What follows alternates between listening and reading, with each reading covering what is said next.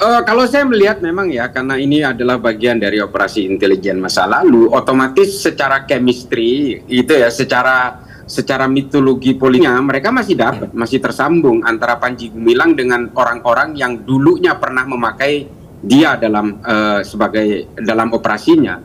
Saya juga sepakat dengan Mas Ihsan ya, bahwa kalau kita mau menyasar lewat kurikulum, ya tentu saja kurikulumnya sangat normatif, comply terhadap Departemen Agama, karena memang ini kan sebenarnya bisa dilihat silabus dan kurikulumnya kurang lebih sama dengan Gontor, kurang lebih seperti itu. Nah, yang menjadi persoalan ini kan Al Zaitun ini memang dibentuk sebagai bagian dari satu paket operasi intelijen ya. Saya bukannya sok membedah, menganalisis secara intelijen, tapi memang dimanapun sebuah operasi intelijen itu, apabila ini berhubungan dengan kedaulatan negara, memang pasti akan dibuat satu bejana yang akan menjadi wadah dari semua pergerakan itu. Salah satunya adalah lembaga pendidikan seperti yang dilakukan oleh Al Zaitun ini, oleh Panji Gumilang ini. Di negara lain juga ada berbentuk, ada jamiah gitu. Biasa itu. Nah, kalau Al Zaitun ini kemudian dijadikan bejana, memang santri dengan kelompok-kelompok yang berusaha menyembunyikan diri ini di dalam circle-nya Panji Gumilang ini tentu saja irisannya tidak akan sama.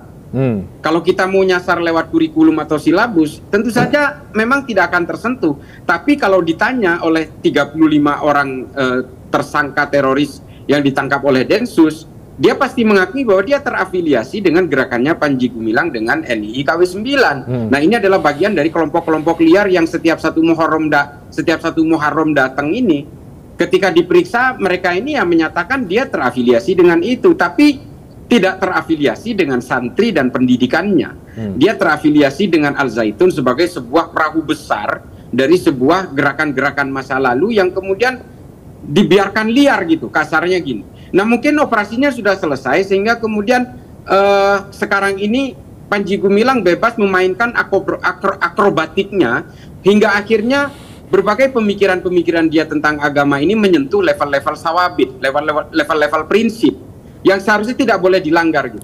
Ini bukan persoalan mutaghayyirat, bukan persoalan ikhtilaf atau khilafiyah, bukan persoalan perdebatan-perdebatan tentang fikih yang sifatnya tidak berhubungan dengan akidah. Ini bukan amaliyah normatif yang biasa kita lakukan. Ini masalahnya sudah persoalan akidah, keimanan, termasuk mewajibkan kepada santri untuk membaca kitab Injil, Perjanjian Lama, Perjanjian Baru dan sebagainya. Ini kalau tidak di bawah bimbingan misalnya, ini kampus-kampus Islam di Indonesia itu punya fakultas perbandingan agama, tapi dia betul-betul dibimbing secara benar, secara kurikulum, secara silabus. Nah, tapi kalau kemudian Al Zaitun ini, Panji Gumilang berhasil memberikan ajaran itu, baca Injil, Perjanjian Lama, Perjanjian Baru dan sebagainya. Di sisi lain dia mengatakan bahwa Al-Quran itu bukan kalamullah.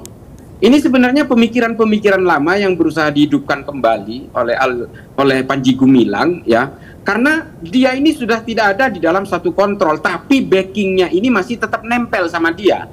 Mungkin sudah purnawirawan, tapi masih punya akar politik yang besar.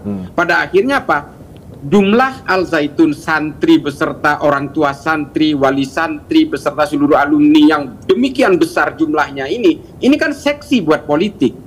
Nah, makanya kemudian di tahun-tahun politik ini Al Zaitun ini menggelembung lagi.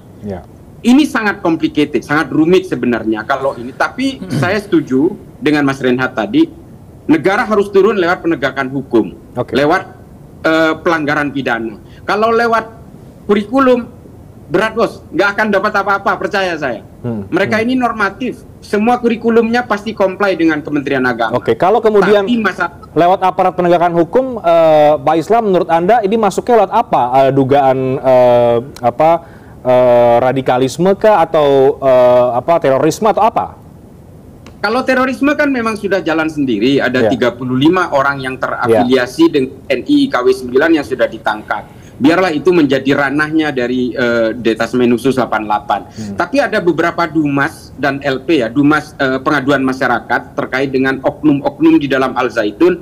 Nah, ini adalah lorong masuk dari negara untuk melakukan penegakan hukum.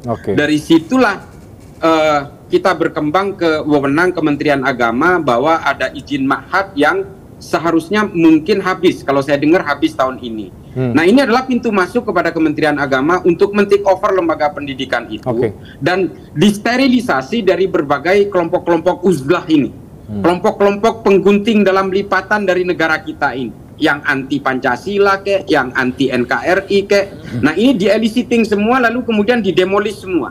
Kembalikan Al Zaitun kepada sebuah lembaga pendidikan seperti layaknya sebuah pendidikan keagamaan yang tidak pernah melanggar akidah, tidak pernah melanggar norma-norma keimanan Islam. Soal ikhtilaf, soal khilafiyah, perbedaan pandangan soal fikih ini biasa sebenarnya. Tapi ketika dia menyentuh kepada akar-akar keimanan, ini bahaya sekali, makanya harus gerak cepat.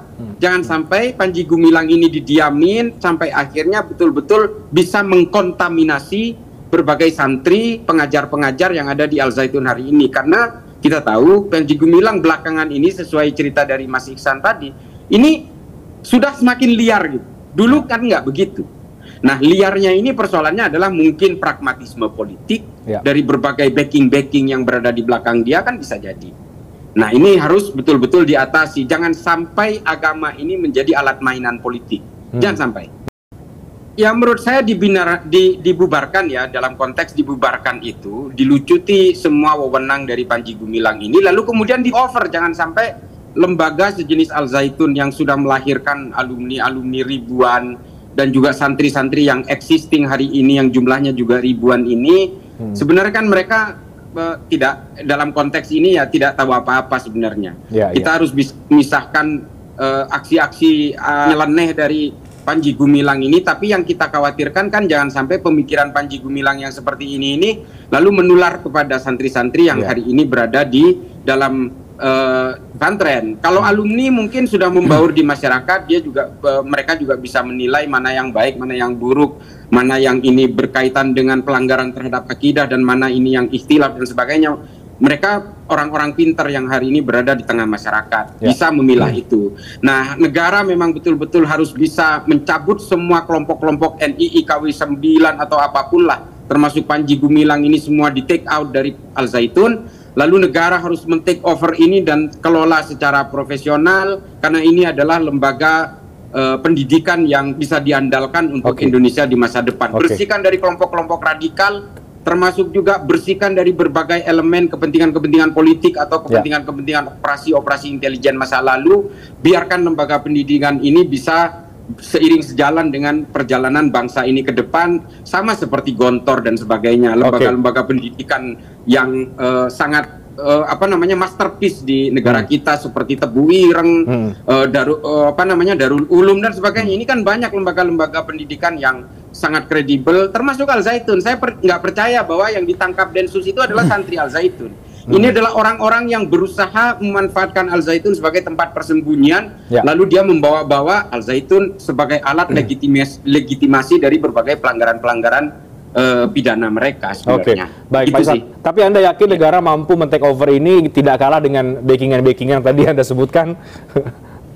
Ya, tergantung goodwill dari negara itu. Kalau negara mau tunduk terhadap 1-2 orang yang jadi backingan Panji Gumilang ya silakan. Tapi menurut saya ya ngapain ada negara kalau sampai tunduk kepada 1-2 orang.